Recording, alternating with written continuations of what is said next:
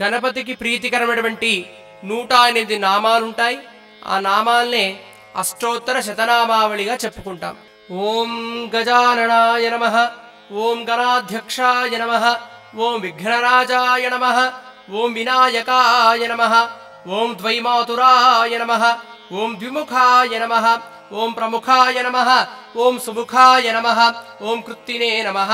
ఓం సుప్రదీపాయ నమః, ఓం సుఖనితయే నమః, ఓం సురాధ్యక్షాయ నమః, ఓం సురారిఘ్నాయ నమః, ఓం మహాగణపతయే నమః,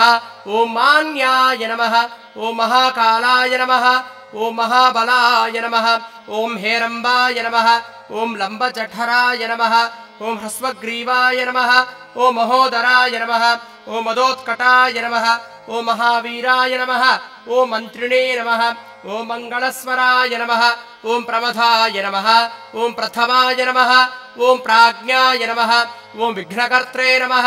ఓం విఘ్నహంత్రే నమః, ఓం విశ్వనేత్రే నమః, ఓం విరాట్పతయే నమః, ఓం శ్రీపతయే నమః, ఓం వాక్పతయే నమః, ఓం శృంగారిణే నమః, ఓం ఆశ్రితవత్సలాయ నమః, ఓం శివప్రియాయ నమః,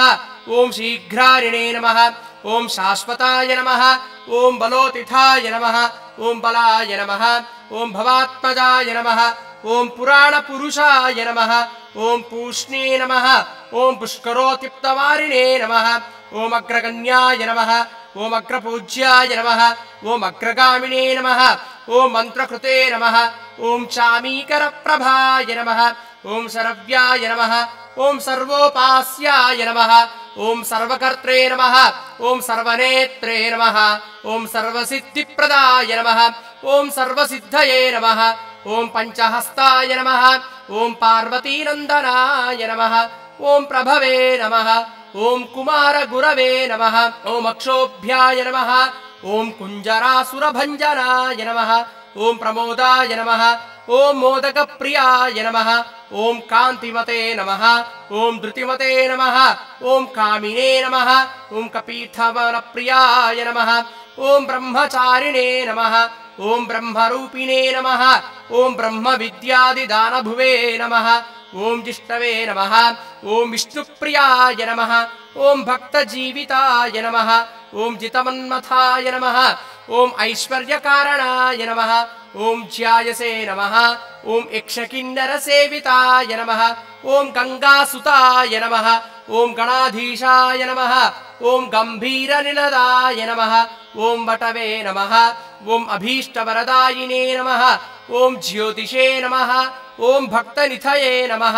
ఓం భావగమ్యాయ నమః, ఓం మంగళప్రదాయ నమః, ఓం అవ్యక్తాయ నమః, ఓం అప్రాకృతపరాక్రమాయ నమః, ఓం సత్యధర్మిణే నమః,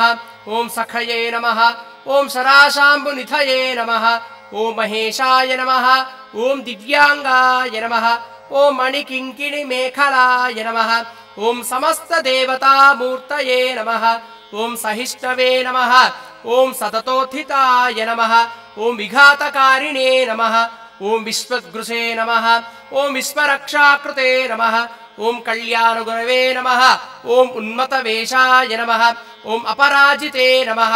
ఓం సమస్త జగదాధారాయ నమః, ఓం సర్వైశ్వర్యప్రదాయ నమః, ఓం ఆక్రాంతచితచిత్ప్రభవే నమః, ఓం శ్రీ విఘ్నేశ్వరాయ నమః. నానావిధ పరిమళ మంత్రపుష్పాని సమర్పయామి.